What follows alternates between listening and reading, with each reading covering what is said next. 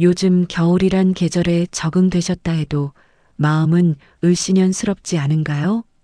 아직 강력한 추위의 1, 2월이 남아있지만 어김없이 돌아올 따뜻한 봄이 너무나 멀게 느껴지는 12월입니다. 계절이 바뀌듯 인생도 어느 순간 예고 없이 바뀔 때가 있습니다. 여러분, 안녕하십니까? 오늘도 이렇게 함께 해주셔서 정말 고맙습니다. 요즘 건강은 괜찮으신지요? 날씨가 오락가락해서 감기 조심하셔야 합니다. 오늘 이 시간에는 조금 특별한 이야기를 나눠볼까 합니다.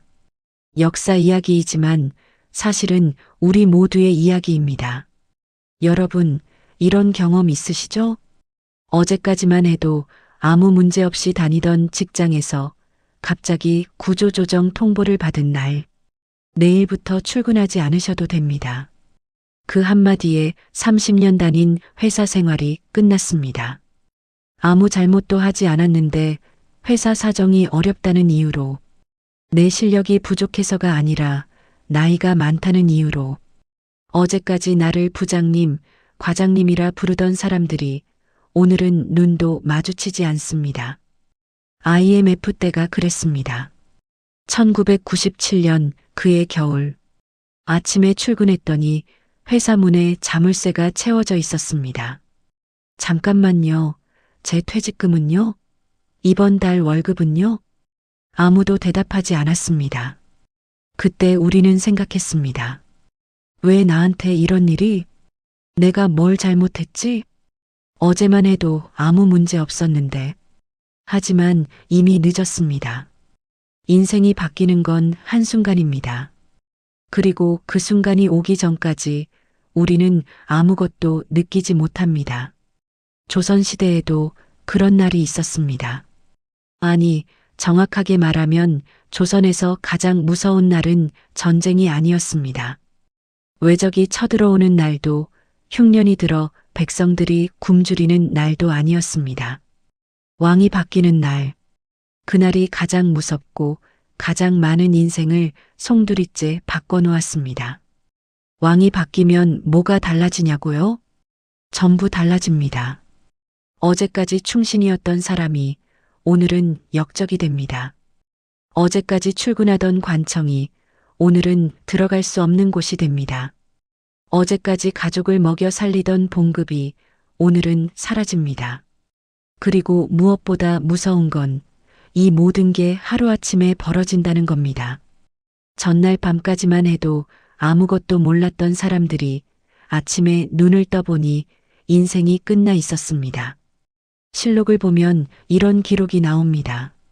서리 기마무개, 파직, 군졸 바가무개, 유배, 말단 관리 이하무개, 연자되어 귀양. 딱 한 줄입니다. 그 한 줄로 한 사람의 인생이 끝났습니다. 하지만 그 한 줄 뒤에는 우리가 모르는 이야기가 있습니다. 기마무개에게도 가족이 있었습니다. 바가무개도 매일 아침 출근하며 오늘도 무사히라고 기도했습니다. 이하무개도 우리처럼 내일이 오늘과 비슷할 거라고 믿었습니다. 오늘 이 시간에는 역사책의 한 줄로 정리된 반정이라는 사건 뒤에 숨겨진 이름 없는 사람들의 이야기를 들려드리려 합니다. 왕이 된 사람, 공신이 된 사람 이야기가 아닙니다. 그 아래에서 선택을 강요당하고 인생이 끝나버린 사람들. 실록에는 이름이 남았지만 역사책에는 없는 사람들. 그들의 하루는 우리와 다르지 않았습니다. 아침에 일어나서 출근하고 일하고 집에 돌아와 가족과 저녁을 먹었습니다. 내일도 오늘과 비슷하길 바랐습니다. 그런데 어느 날 밤 왕이 바뀌었습니다. 그리고 그들의 인생도 그날 밤과 함께 끝났습니다. 여러분, 이건 단순한 역사 이야기가 아닙니다. 이건 우리 모두의 인생 이야기입니다. 우리도 그렇게 살아왔으니까요. 어제와 오늘이 다르지 않길 바라며 내일도 무사하길 기도하며 그런데 어느 순간 모든 게 바뀌어 버렸으니까요. 자, 이제 시작하겠습니다. 1506년 9월 왕이 바뀌던 그날로 함께 돌아가 보시죠. 그날 밤 무슨 일이 있었는지, 그리고 그 밤이 지나간 후 사람들의 인생이 어떻게 바뀌었는지. 1506년 9월 1일 새벽 한양 도성. 승정원 서리 김한수는 오늘도 어김없이 새벽 5시에 일어났습니다. 아직 어둠이 가시지 않은 시각이었지만 그는 서둘러 옷을 입고 집을 나섰습니다. 승정원까지는 걸어서 1시간 거리. 늦으면 상급자에게 혼이 나니까요. 김한수는 실록에 딱 한 번 이름이 나옵니다. 서리 김한수, 파직 그게 전부입니다. 하지만 그 한 줄이 기록되기 전까지 김한수에게도 우리와 똑같은 평범한 일상이 있었습니다. 여러분, 이 장면 낯익지 않으신가요? 1980년대, 1990년대 회사 다니던 모습과 똑같습니다. 새벽같이 일어나서 출근 준비하고 지하철이나 버스 타고 회사 가고, 늦으면 상사한테 혼나니까 항상 30분 일찍 도착하고. 김한수도 그랬습니다. 승정원에 도착하면 가장 먼저 하는 일은 상급자가 앉을 자리를 정리하는 것. 먼지를 털고 문서를 정돈하고 북과 먹을 준비해 놓습니다. 김설이, 물 좀 떠와. 김설이, 이 문서 병조로 가져가. 김설이, 저 대가 모시면 차 대접해. 우리도 그랬죠? 과장님, 부장님 출근하시면 커피 타다 드리고. 이 서류 좀 복사해 와. 저기 가서 이거 전달해. 시키는 대로 했습니다. 왜냐고요? 먹고 살아야 하니까. 봉급 받아야 하니까. 김한수의 봉급은 쌀로 환산하면 한 달에 15가마. 넉넉하지는 않지만 가족 4명이 먹고 사는 데는 부족하지 않았습니다. 아내는 그 쌀로 밥을 짓고 아이들은 건강하게 자랐습니다. 저녁 때가 되면 김한수는 집으로 돌아갔습니다. 아내가 차려놓은 저녁상 앞에 앉아서 오늘 하루 있었던 일을 이야기합니다. 오늘도 별일 없었소? 그냥 시키는 일이나 했지. 큰아이가 물었습니다. 아버지, 저도 나중에 승정원에서 일할 수 있을까요? 김한수는 웃으며 아이의 머리를 쓰다듬었습니다. 그럼 내가 열심히 공부하면 되지. 글을 잘 읽고 쓸 줄 알면 나처럼 관청에서 일할 수 있단다. 여러분도 그랬죠? 자녀들한테 이렇게 말씀하셨죠. 너도 열심히 공부해서 좋은 직장 들어가렴.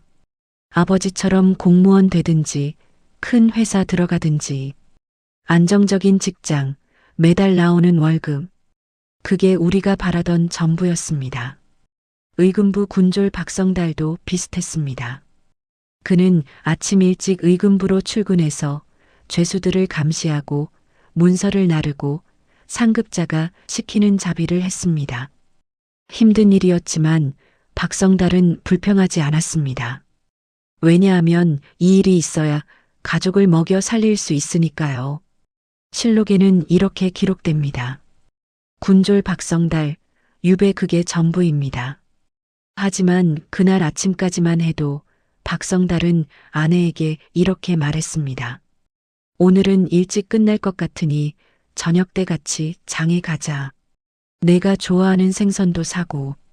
1997년 IMF 터지기 하루 전날도 그랬습니다. 회사원들은 여전히 출근했습니다. 오늘 저녁에 회식 있대. 부장님이 고기 사신대. 아무도 몰랐습니다. 내일이면 회사 문이 닫힐 거라는 걸. 내일이면 월급이 끊길 거라는 걸. 6조의 말단 관리 이춘생. 그는 매일 아침 6조 건물로 출근해서 장부를 정리하고 문서를 옮기고 회의록을 작성했습니다. 지루한 일이었지만 이춘생은 나름대로 만족했습니다. 이번 달이 지나면 승진 명단에 이름이 오를 수도 있겠지. 그러면 봉급이 조금 오르고 집도 좀 더 좋은 곳으로 옮길 수 있을 텐데. 실록에는 이렇게 남습니다. 이춘생, 연좌되어 귀양 그가 무슨 잘못을 했을까요? 아무 잘못도 없었습니다. 단지 그의 상급자가 잘못된 편에 섰을 뿐입니다. 2000년대 초반 정권이 바뀔 때마다 공공기관에서 일하던 사람들도 그랬습니다. 나는 아무 잘못도 안 했는데 왜 나를 내보내려고 하지? 그냥 시키는 일만 했을 뿐인데. 하지만 소용없었습니다. 윗사람이 바뀌면 아랫사람도 바뀌니까요. 세 사람 모두 평범한 하루를 보내고 있었습니다. 특별한 야망도 큰 욕심도 없었습니다. 그저 오늘을 무사히 살아내고 내일도 오늘과 비슷한 하루가 이어지길 바랐을 뿐입니다. 김한수는 점심시간에 동료들과 이야기를 나눴습니다. 요즘 연산군께서 심기가 불편하시다던데. 그러게 말이야. 조심해야겠어. 우리야 말단이니까 상관없겠지. 그렇게 농담처럼 넘겼습니다. 박성달도 마찬가지였습니다. 동료가 말했습니다. 요즘 들어 체포 명령이 많아진 것 같지 않아? 박성달이 어깨를 으쓱했습니다. 모르지. 어차피 우리는 시키는 대로만 하면 되는 거 아니야? 위에서 알아서 하겠지. 이춘생은 조금 더 예민했습니다. 그는 대신들의 표정이 달라진 걸 눈치챘습니다. 왜들 저렇게 심각하지? 하지만 동료가 말했습니다. 신경 쓰지 마. 우리랑은 상관없는 일이야. 여러분, 이게 바로 우리 모습 아닙니까? 회사에서 임원들끼리 뭔가 심각하게 회의하는 걸 봐도 우리는 이렇게 생각했습니다. 우리랑은 상관없겠지. 우리는 말단이니까.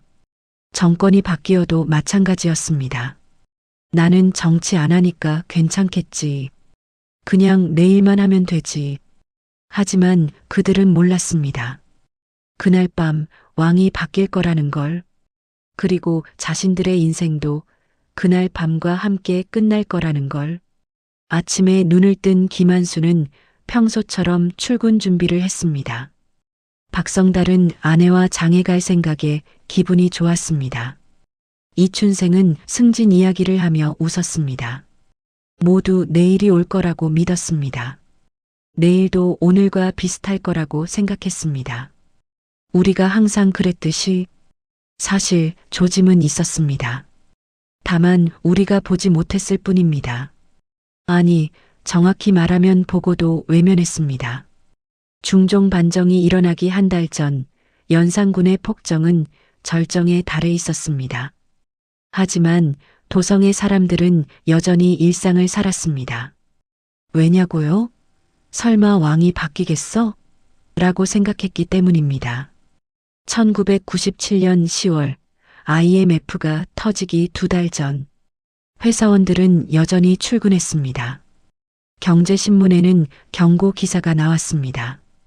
외환보유고 급감 기업 부채 위험 수위하지만 사람들은 신문을 접으며 말했습니다. 설마 우리나라가 망하겠어? 이 정도는 넘길 수 있어. 김한수도 그랬습니다. 승정원에서 일하다 보니 가끔 이상한 소문을 들었습니다. 어느 날 저녁 동료가 작은 목소리로 말했습니다. 요즘 대신들이 자주 모인다던데 밤중에 몰래 만나는 사람들이 있대. 김한수가 물었습니다. 누가 그러던가? 박원종 대감 쪽 사람들이래. 뭔가 계획하는 것 같던데. 김한수는 순간 가슴이 철렁했습니다. 하지만 곧 고개를 저었습니다. 에이, 그런 건 위에서 알아서 하는 일이야. 우리랑은 상관없어. 괜히 아는 척했다가 우리만 곤란해져. 2008년 금융위기 직전도 그랬습니다. 미국에서 이상한 소문들이 들려왔습니다. 리먼 브라더스가 위험하대. 서브프라임 모기지가 문제래. 하지만 사람들은 말했습니다. 그건 미국 이야기잖아. 우리나라는 괜찮을 거야. IMF 때 교훈을 얻었으니까. 박성달은 더 직접적으로 느꼈습니다. 의금부에서 일하다 보니 요즘 들어 체포 명령이 부쩍 늘어났다는 걸 알았습니다. 연산군이 의심하는 사람들이 하나둘씩 잡혀왔습니다. 어느 날 밤 한 대신이 끌려왔습니다. 대체 무슨 죄를 지었습니까? 죄? 임금을 비난했다는 죄다. 저는 그런 적 없습니다. 내가 안 했어도 누군가 내가 했다고 했다. 박성달은 그 모습을 보며 불안했습니다. 집에 돌아와서 아내에게 말했습니다. 여보, 요즘 분위기가 심상치 않아. 왜? 무슨 일 있어? 의금부에 사람들이 자꾸 잡혀들어와. 제대로 된 죄목도 없이. 아내가 걱정스러운 얼굴로 물었습니다. 그럼 당신은 괜찮은 거야? 박성달이 손을 내저었습니다. 나야 말단 군졸인데 뭐. 조용히 있으면 아무 일도 없을 거야. 구조조정 당하기 한 달 전 회사원들도 그랬습니다. 복도에서 임원들이 심각한 표정으로 회의하는 걸 봤습니다. 인사팀에서 직원 명단을 정리하는 걸 봤습니다. 왜들 저래? 회사 사정이 안 좋은가 봐. 그래도 우리는 괜찮겠지? 우리가 뭘 잘못했어? 이춘생은 좀 더 예민했습니다. 그는 육조에서 일하면서 대신들의 표정이 달라진 걸 눈치챘습니다.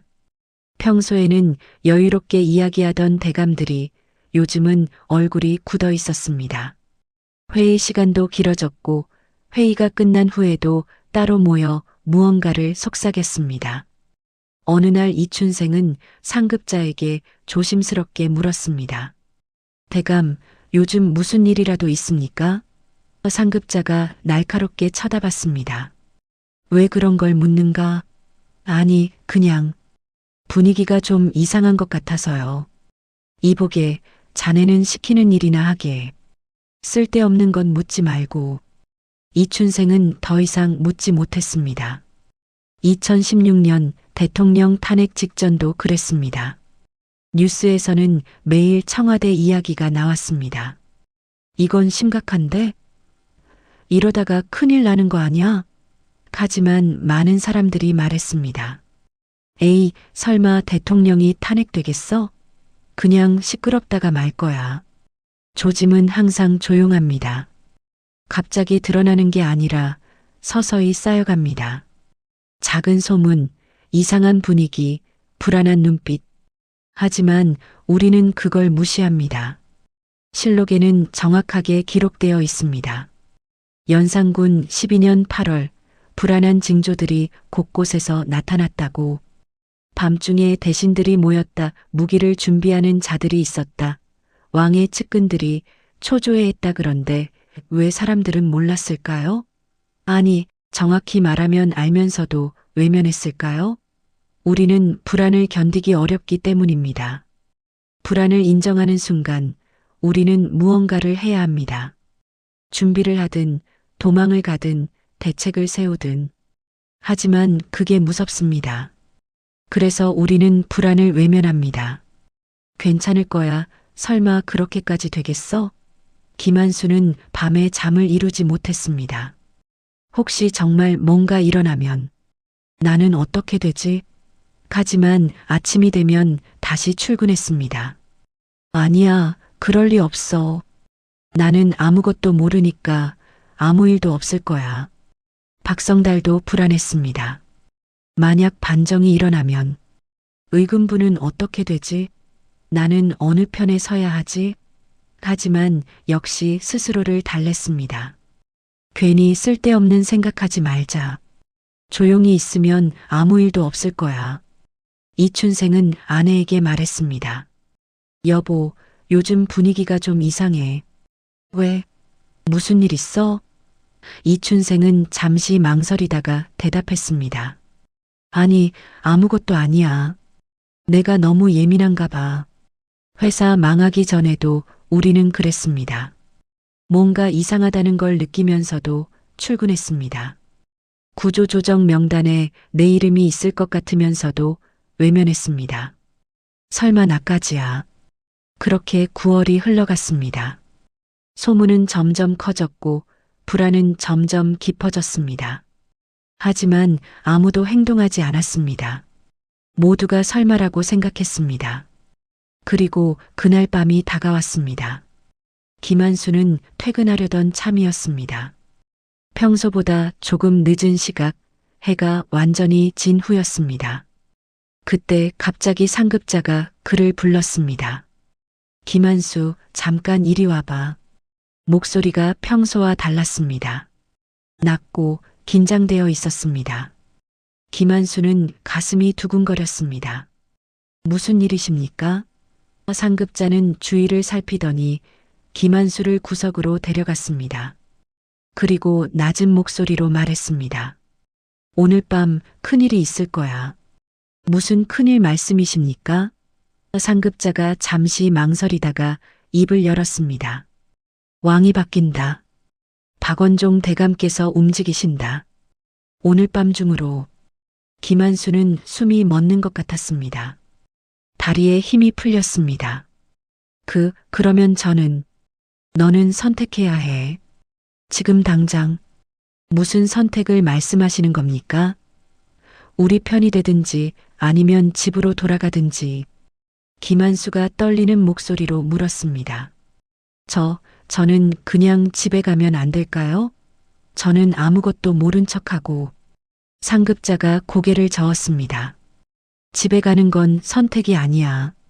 그건 연산군 편이라는 뜻이야. 내일 아침 반정이 성공하면 너는 끝이야. 파직되고 유배 갈 수도 있어. 만약 반정이 실패하면요? 상급자가 씁쓸하게 웃었습니다. 그러면 우리가 끝이지. 우리 모두 역적이 되는 거야. 1980년 5월 광주에서도 사람들은 선택해야 했습니다. 거리로 나갈 것인가, 집에 있을 것인가, 시위에 참여할 것인가, 외면할 것인가. 어느 쪽도 안전하지 않았습니다. 나가면 위험하고 안 나가도 나중에 비겁하다는 소리를 들었습니다. 박성달은 더 급박했습니다. 의금부 군졸이었던 그에게 상급자가 직접 무기를 쥐어주었습니다. 오늘 밤 궁궐을 지켜야 한다. 너는 동문을 맡아라. 박성달은 손에 쥔 창이 너무 무거웠습니다. 어느 편을 지킵니까? 상급자가 차갑게 대답했습니다. 정해진 편은 없다. 이기는 편이 정답이야. 만약 제가 잘못된 편을 지키면, 그러면 내일 아침 내 이름은 역적 명단에 오를 거야. 너뿐만 아니라 내 가족도. 노조 파업 때도 그랬습니다. 2009년 쌍용자동차 파업 당시 노동자들은 선택해야 했습니다. 파업에 참여할 것인가, 회사 편에 설 것인가. 참여하면 해고될 수 있고 참여 안 하면 동료들에게 배신자가 됩니다. 어느 쪽도 안전하지 않았습니다. 박성달은 떨리는 손으로 창을 들었습니다. 집에서 기다리는 아내 생각이 났습니다. 오늘 일찍 끝나서 장에 가자고 약속했는데 이제 그 약속을 지킬 수 있을까? 아니, 내일 아침 살아서 집에 돌아갈 수나 있을까? 이춘생은 더 비참했습니다. 그는 선택조차 할 기회가 없었습니다. 그저 육조의 말단 관리였고 아무도 그에게 묻지 않았습니다. 그날 밤 그는 평소처럼 집에 돌아가서 아내와 저녁을 먹고 아이들과 이야기를 나누고 잠을 잤습니다. 하지만 그의 상급자가 반정에 참여했습니다. 그리고 실록에는 이렇게 기록됩니다. 육조관리 아무개, 영모의 동참. 그 휘하에 있던 자들도 연자. 이춘생은 아무것도 몰랐습니다. 선택하지도 않았습니다. 하지만 그것도 하나의 선택으로 간주되었습니다. 회사 내부 권력 싸움 때도 그랬습니다. 사장파와 전무파가 싸울 때 중간 관리자들은 선택을 강요받습니다. 너는 어느 편이야? 중립은 없습니다. 중립은 결국 반대편이야. 여러분, 이게 역사의 잔인함입니다. 때로는 우리에게 선택권이 주어집니다. 하지만 모든 선택지가 위험할 때 그건 진짜 선택이 아닙니다. 그건 생존 게임입니다. 김한수는 결국 참여하기로 했습니다. 가족을 생각하면 이기는 편에 서야 해. 박원종 대감이 움직인다면 성공 확률이 높겠지. 박성달은 떨리는 손으로 창을 쥐었습니다. 일단 명령에 따르자. 살아남아야 뭐든 할 수 있으니까. 이춘생은 잠들었습니다. 내일도 평범한 하루가 올 거라 믿으면서 그날 밤 10시 도성의 종이 울렸습니다. 통행금지 시간을 알리는 종소리였습니다. 평소와 똑같은 소리였지만 오늘 밤은 달랐습니다. 종소리가 멎은 후 도성은 조용해졌습니다. 하지만 어둠 속에서 수백 명의 사람들이 움직이기 시작했습니다. 무기를 든 군사들이 궁궐로 향했습니다. 대신들이 몰래 모였습니다. 김한수도 그 속에 있었습니다. 승정원 설이 김한수, 실록에 딱 한 줄로 남을 그 사람. 그는 떨리는 다리를 억지로 움직이며 어둠 속을 걸었습니다. 박성달도 동문을 지키고 있었습니다. 손에 쥔 창은 차갑고 무거웠습니다. 과연 내가 올바른 선택을 한 걸까? 이춘생은 잠들어 있었습니다. 그는 아직 몰랐습니다. 자신의 운명이 이미 정해졌다는 걸. 그날 밤 왕이 바뀌었습니다. 그리고 수많은 사람들의 인생도 바뀌었습니다. 1506년 9월 2일 밤 11시 도성은 조용했습니다. 통행금지 시간이 지난 후라 거리에는 아무도 없었습니다. 달빛만이 빈 거리를 비추고 있었습니다. 하지만 어둠 속에서 역사가 바뀌고 있었습니다. 박원종을 중심으로 한 반정군이 궁궐로 향했습니다. 조용했습니다. 칼을 빼는 소리도 발걸음 소리도 최대한 죽였습니다. 마치 그림자처럼 움직였습니다. 김한수는 그 뒤를 따라가고 있었습니다. 심장이 터질 것처럼 뛰었습니다. 손은 땀으로 젖어 있었고 다리는 후들거렸습니다. 내가 지금 뭘 하고 있는 거지? 이게 맞는 건가? 하지만 돌아갈 수는 없었습니다. 이미 선택했으니까요. 이미 이 대열에 합류했으니까요. 1979년 10월 26일 밤도 그랬습니다. 궁정동 안가에서 총성이 울렸습니다. 대통령이 사망했습니다. 하지만 서울 시내는 조용했습니다. 대부분의 국민들은 평소처럼 잠들어 있었습니다. 아무도 몰랐습니다. 그날 밤 역사가 바뀌고 있다는 걸. 박성달은 동문을 지키고 있었습니다. 창을 쥔 손에서 땀이 흘렀습니다. 누가 올까? 연산군 편이 올까? 반정군이 올까? 그는 아직도 몰랐습니다. 자신이 어느 편을 지켜야 하는지. 그때 어둠 속에서 인기척이 들렸습니다. 박성달은 창을 들어 올렸습니다. 누구냐? 목소리가 떨렸습니다. 문을 열어라. 박원종 대감의 명이다. 박성달은 순간 판단해야 했습니다. 문을 열 것인가 막을 것인가. 3초 아니 2초 안에 결정해야 했습니다. 그는 문을 열었습니다. 그리고 그 순간 그의 운명이 정해졌습니다. 반정군이 궁궐 안으로 들어갔습니다. 연산군의 측근들이 잡혀 나왔습니다. 저항하는 자들도 있었지만 이미 대세는 기울었습니다. 반정군의 숫자가 압도적으로 많았습니다. 새벽 2시 연산군이 폐위되었습니다. 중종이 새로운 왕으로 추대되었습니다. 불과 3시간 만에 왕조가 바뀌었습니다.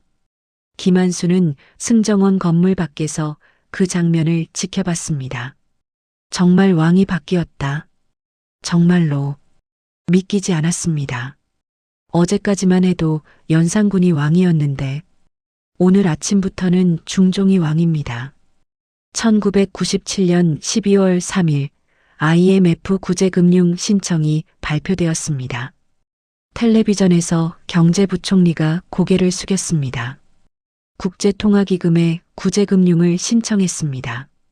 그 순간 대한민국이 바뀌었습니다. 불과 하루 만에 나라 전체가 흔들렸습니다. 이춘생은 여전히 잠들어 있었습니다. 그는 몰랐습니다. 지금 이 순간 궁궐에서 무슨 일이 벌어지고 있는지, 자신의 상급자가 반정군에 붙었는지 연산군 편에 섰는지도 몰랐습니다. 그는 평화롭게 잠들어 있었습니다. 아내와 아이들도 마찬가지였습니다. 내일 아침이면 평소처럼 출근하고 평소처럼 일하고 평소처럼 집에 돌아올 거라 믿으면서 새벽 4시 반정이 완전히 끝났습니다. 연산군은 궁 밖으로 쫓겨났고 중종이 즉위했습니다. 반정 공신들이 새로운 권력을 잡았습니다. 도성은 여전히 조용했습니다. 대부분의 백성들은 잠들어 있었습니다. 아무도 몰랐습니다. 밤새 왕이 바뀌었다는 걸. 2016년 12월 9일 국회에서 탄핵안이 가결되었습니다. 234표 중 찬성 234표. 압도적이었습니다. 대통령이 탄핵되었습니다. 텔레비전 앞에 앉아있던 국민들은 숨을 죽이고 지켜봤습니다. 정말 탄핵이 되는구나. 새벽 5시 동이 트기 시작했습니다. 김한수는 승정원으로 돌아왔습니다. 건물은 그대로였습니다. 책상도 붓도 문서도 그대로였습니다. 하지만 모든 게 달라졌습니다. 이제 어떻게 되는 거지? 동료가 물었습니다. 아무도 대답하지 못했습니다. 왕은 바뀌었지만 그 다음이 무엇인지는 아무도 몰랐습니다. 박성달은 동문 앞에 서 있었습니다. 해가 떠오르고 있었습니다. 그는 살아남았습니다.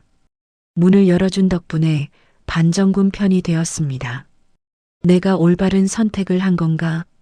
하지만 확신할 수 없었습니다. 만약 반정이 실패했다면? 만약 연산군이 이겼다면? 그랬다면 지금 자신은 역적이 되어 있었을 겁니다. 이춘생은 평소처럼 아침 6시에 일어났습니다. 세수를 하고 옷을 갈아입고 출근 준비를 했습니다. 아내가 아침을 차려주었습니다. 오늘도 조심해서 다녀오세요. 그럼 저녁 때 봅시다. 이춘생은 평소처럼 집을 나섰습니다. 평소처럼 육조로 향했습니다. 거리는 평온했습니다. 사람들은 평소처럼 장사 준비를 하고 평소처럼 출근하고 있었습니다. 아무도 몰랐습니다. 지난밤에 왕이 바뀌었다는 걸. 하지만 곧 알게 될 겁니다. 오늘 오전 새로운 왕의 즉위식이 있을 거니까요. 회사가 부도났을 때도 그랬습니다. 어제까지 평범하게 일하던 회사가 오늘 아침 문을 닫았습니다. 출근한 직원들은 현관 앞에서 발을 멈췄습니다. 무슨 일이지? 왜 문이 잠겨 있지? 그날 밤 왕이 바뀌었습니다. 조용하고 빠르고 완벽하게. 도성의 대부분 사람들은 아무것도 모른 채 잠들어 있었습니다. 하지만 깨어있던 사람들의 운명은 이미 갈렸습니다. 그리고 아침이 왔습니다. 달라진 세상이 시작되었습니다. 1506년 9월 3일 아침, 김한수는 승정원으로 출근했습니다. 평소보다 일찍 도착했습니다. 어젯밤 일이 있었으니 오늘은 더 조심해야 한다고 생각했습니다. 나는 반정에 참여했으니까 괜찮을 거야. 이긴 편에 섰으니까. 승정원에는 이미 사람들이 모여 있었습니다. 모두 긴장한 표정이었습니다. 새로운 상급자가 들어왔습니다. 손에 문서를 들고 있었습니다. 지금부터 인사조치를 발표한다. 승정원이 조용해졌습니다. 김한수는 가슴이 두근거렸습니다. 파직 명단을 읽겠다. 이름이 하나씩 호명되었습니다. 홍아무개, 파직 이아무개, 파직 그리고 김한수, 파직. 김한수는 귀를 의심했습니다. 저는 제가 어젯밤에 참여했는데. 상급자가 차갑게 대답했습니다. 내가 참여한 건 맞다.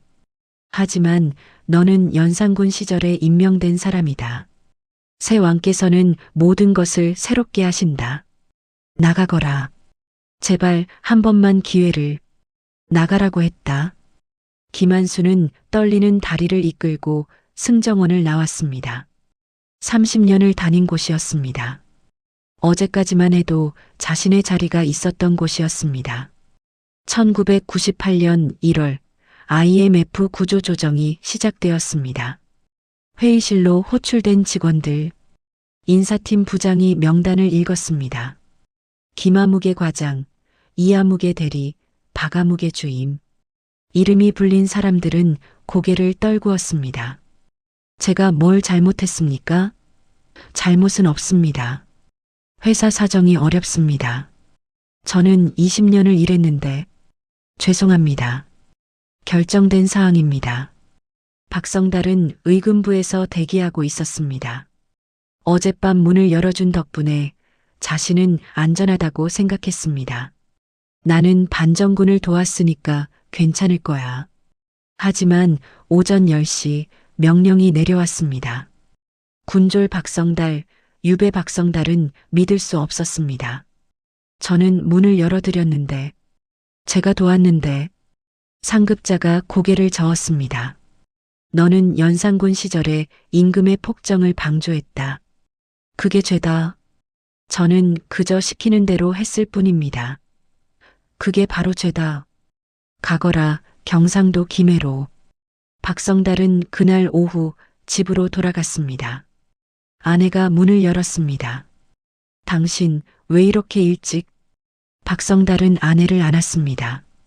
여보, 미안해. 우리 유배 가야 해. 유배요? 왜요? 당신이 뭘 잘못했어요? 나도 몰라. 그냥 시대가 바뀌었대. 2000년대 초반 공공기관 구조조정. 정권이 바뀌고 낙하산 인사들이 들어왔습니다.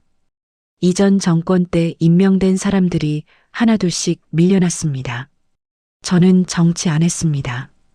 그냥 업무만 했습니다. 그래도 당신은 이전 정권 사람이에요. 물러나 주세요. 이춘생은 6주에 출근했습니다. 평소처럼 자리에 앉아서 업무를 시작했습니다. 그때 관리가 다가왔습니다. 이춘생, 너 집에 가봐야겠다. 무슨 일입니까? 내 상관이 역적으로 몰렸다. 너도 연좌야. 연좌요? 저는 아무것도 몰랐는데. 몰랐어도 소용없어. 너는 그 사람 밑에서 일했잖아. 그게 죄야. 이춘생은 그 자리에 주저앉았습니다. 저는 정말 아무것도 몰랐습니다. 어젯밤에도 집에서 잠만 잤습니다. 알아. 하지만 법이 그래. 가거라 전라도 나주로. 실록에는 이렇게 기록됩니다. 서리 김한수, 파직 군졸 박성달, 유배 말단 관리 이춘생, 연좌되어 귀양. 딱 한 줄입니다. 한 사람의 30년 인생이 한 줄로 끝났습니다. 김한수는 집으로 돌아갔습니다. 아내가 물었습니다. 벌써 퇴근이에요? 김한수는 대답할 수 없었습니다. 어떻게 말해야 할까요? 여보, 나 오늘부터 실직자야라고? 큰아이가 달려왔습니다. 아버지, 저 오늘 글씨 잘 썼다고 선생님한테 칭찬받았어요. 김한수는 아이를 안았습니다. 눈물이 났습니다.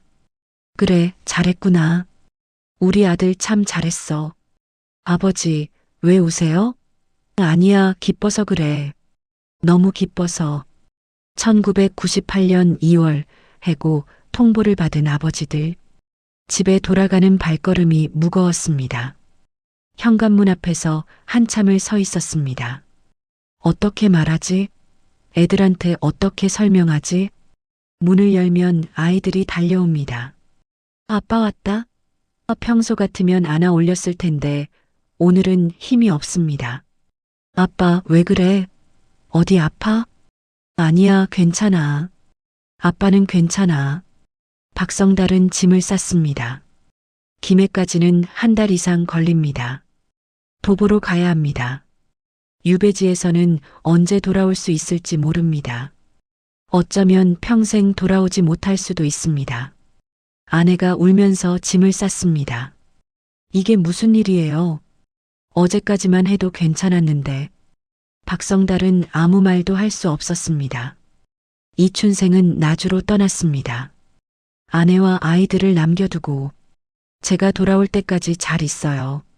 언제 돌아와요? 모르겠소. 언젠가는. 실록 한 줄, 인생 하나. 그게 다였습니다. 1507년 봄 반정이 일어난 지 반년이 지났습니다. 김한수는 살아 있었습니다. 유배도 가지 않았고 처형당하지도 않았습니다. 단지 파직되었을 뿐입니다. 목숨은 건졌습니다. 하지만 인생은 사라졌습니다. 아침에 일어나도 갈 곳이 없었습니다.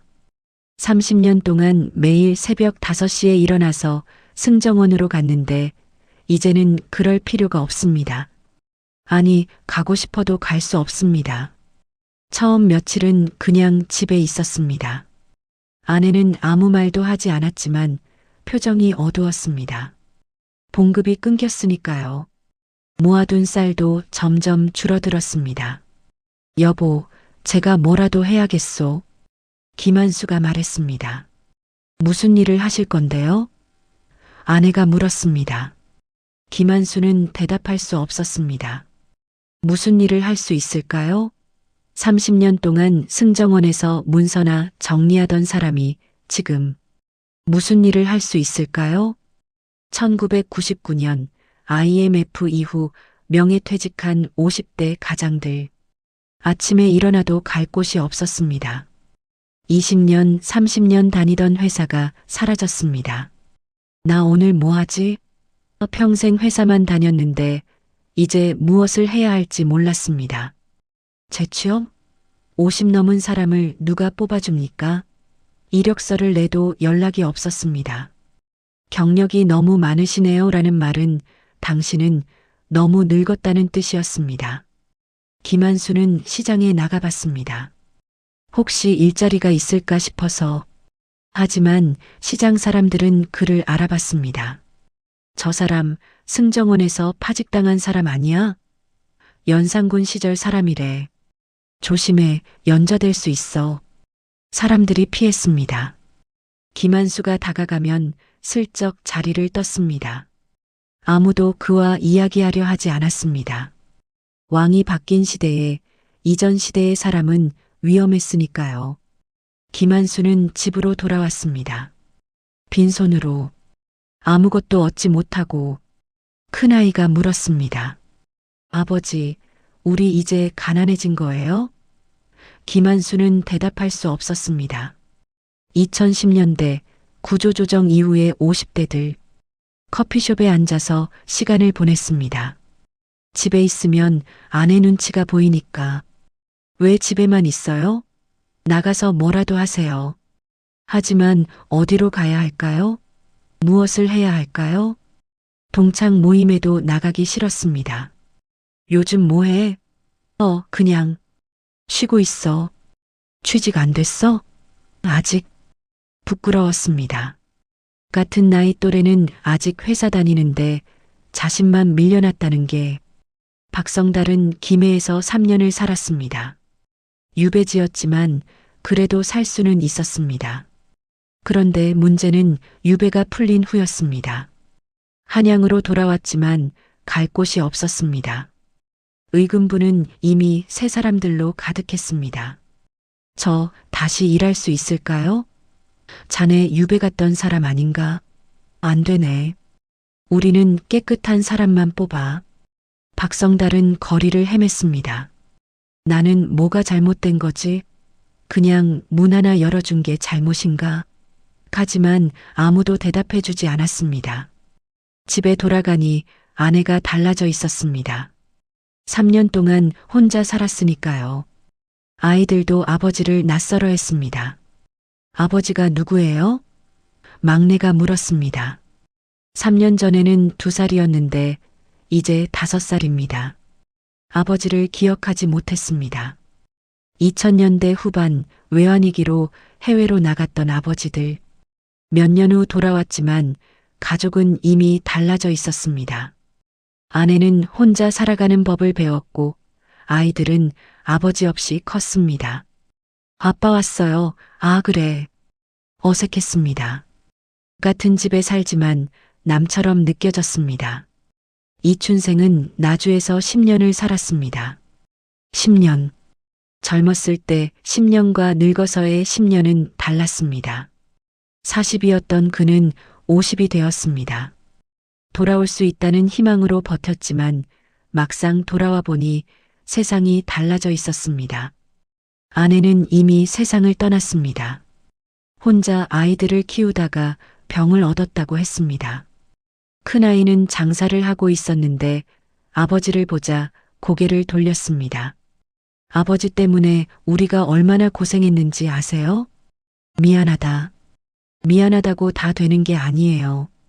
어머니가 돌아가실 때 아버지는 어디 있었어요? 이춘생은 아무 말도 할 수 없었습니다. 둘째 아이는 결혼도 못했습니다. 아버지가 역적이라는 소문 때문에 혼처를 구하지 못했어요. 저는 평생 혼자 살 겁니다. 여러분, 이게 진짜 비극입니다. 목숨은 건졌지만 살아갈 이유를 잃어버린 사람들. 돌아왔지만 돌아갈 곳이 없는 사람들. 김한수는 결국 남의 집 일을 하며 살았습니다. 승정원 서리에서 남의 집 머슴으로, 박성달은 짐꾼이 되었습니다. 의금부 군졸에서 시장 짐꾼으로, 이춘생은 혼자 살다가 쓸쓸히 죽었습니다. 실록에는 그들의 이름이 한 번 나옵니다. 그리고 다시는 나오지 않습니다. 역사는 그들을 기억하지 않습니다. 하지만 그들은 살았습니다. 고통스럽게, 외롭게, 후회하며. 1530년 겨울, 김한수는 68살이 되었습니다. 승정원에서 파직당한 지 24년이 지났습니다. 이제는 노인이 되었습니다. 허리는 굽고 머리는 하얗게 새었습니다. 남의 집에서 자비를 하며 근근히 살아왔습니다. 어느 겨울날 저녁 김한수는 혼자 앉아 있었습니다. 아내는 5년 전에 세상을 떠났고 아이들은 다 떠나갔습니다. 큰아들은 멀리 지방으로 장사를 떠났고 작은아들은 연락이 끊겼습니다. 그때 내가. 김한수는 중얼거렸습니다. 그날 밤 집으로 그냥 돌아갔어야 했나? 반정에 참여하지 않았다면? 그러면 파직되지 않았을까요? 아니, 어쩌면 더 큰 벌을 받았을지도 모릅니다. 반정에 참여했기에 목숨이라도 건졌으니까요. 그럼 반정에 참여한 게 맞는 선택이었나? 하지만 그것도 확신할 수 없었습니다. 참여했지만 결국 파직되었으니까. 목숨은 건졌지만 인생은 잃었으니까. 2020년 70대 노인이 요양원에 앉아 있습니다. 창밖을 바라보며 중얼거립니다. 그때 회사를 그만두지 말았어야 했는데 1998년 IMF 때 명예퇴직했습니다. 회사가 제시한 위로금에 혹해서 이 돈이면 뭐라도 할 수 있겠지. 하지만 돈은 금방 떨어졌고 재취업은 안 되었습니다. 20년이 지나 돌아보니 그때 버텼어야 했습니다. 동료 중에 버틴 사람들은 정년까지 다니고 연금도 받았습니다. 왜 그때 나는 조급했을까? 김한수는 가끔 옛 동료를 만났습니다. 반정에 참여하지 않았지만 살아남은 사람. 그는 낮은 자리로 좌천되었지만 계속 일했습니다. 그리고 결국 승진도 했습니다. 자네는 운이 좋았네.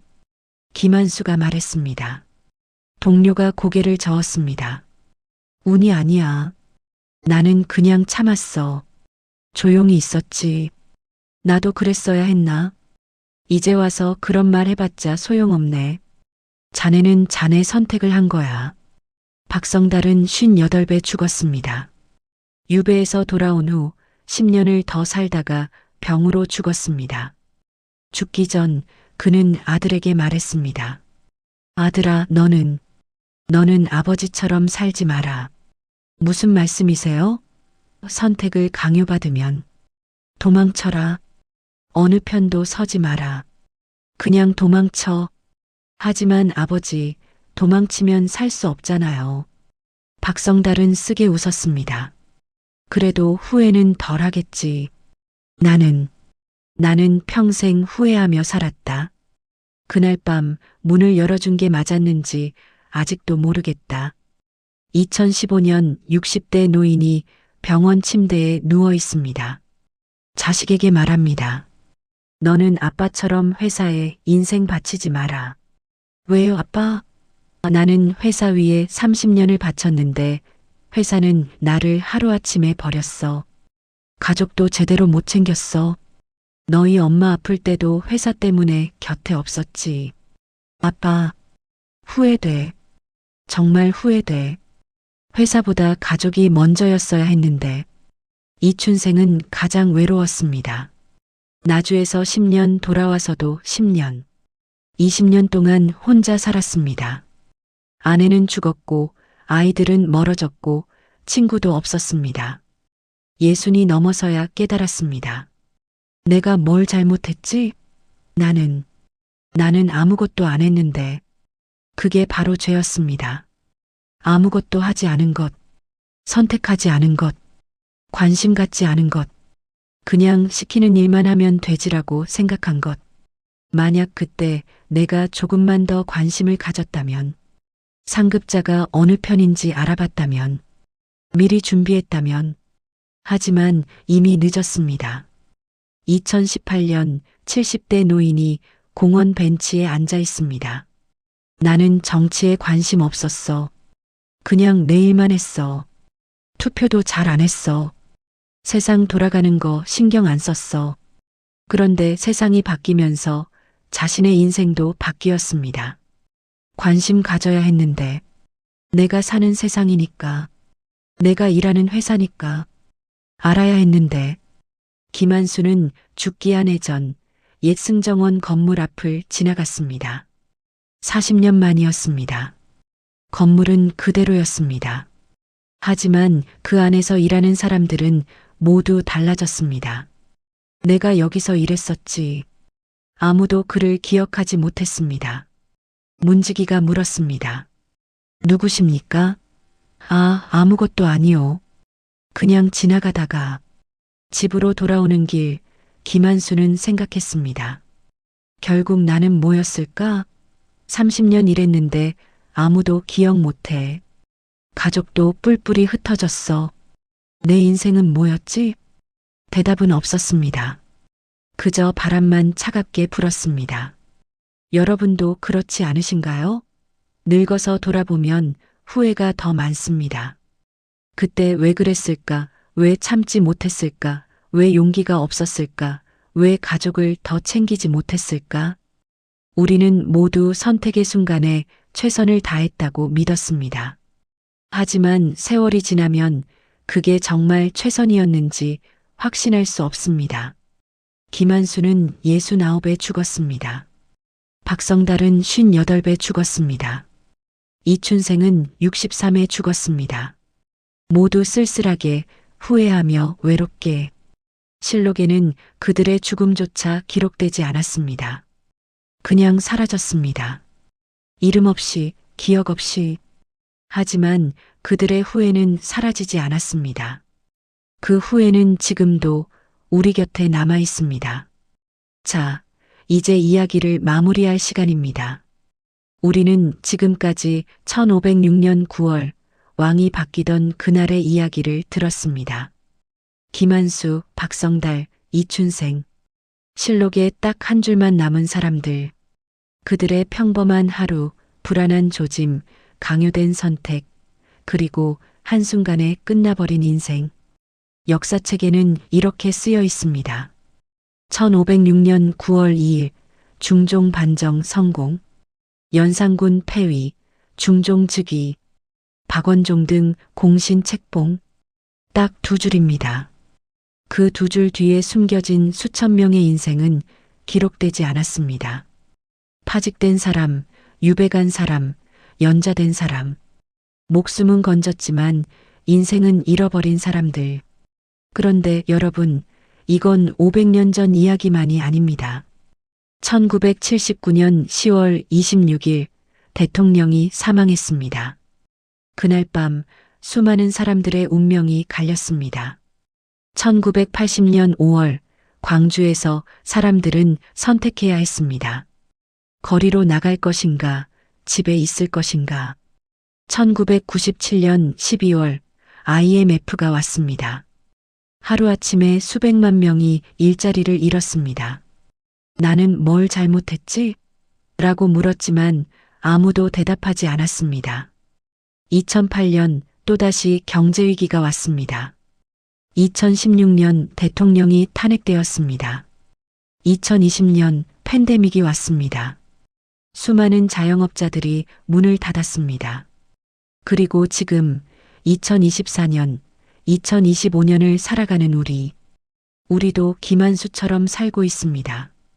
매일 출근하고 시키는 일하고 월급 받고 나는 정치 모르고 경제도 어려워.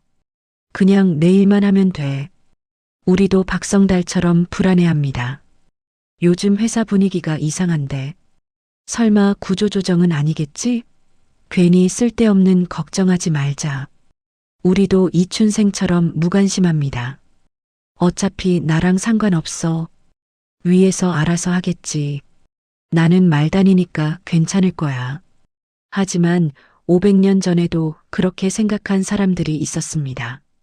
그리고 그들의 인생은 하루아침에 끝났습니다. 역사는 반복됩니다. 왕이 바뀌는 대신 정권이 바뀝니다. 반정 대신 선거가 있습니다. 파직 대신 구조조정이 있습니다.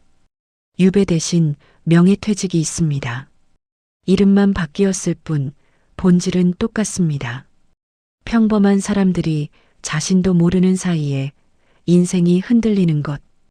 그렇다면 우리는 어떻게 해야 할까요? 정답은 없습니다.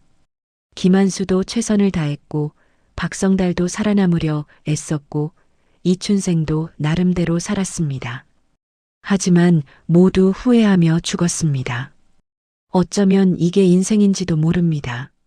선택의 순간에 최선을 다하지만 결과는 알 수 없고 늙어서는 후회하게 되는 것. 하지만 한 가지는 분명합니다. 무관심은 답이 아니라는 것.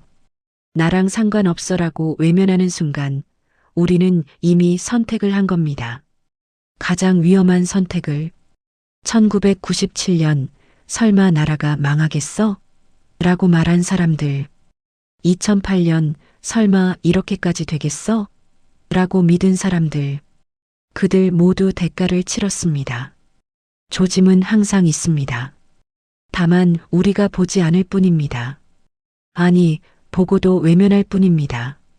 불안을 인정하는 순간 뭔가를 해야 하니까요. 그게 무서우니까요. 김한수는 조짐을 봤습니다. 하지만 외면했습니다. 박성달도 불안했습니다. 하지만 참았습니다.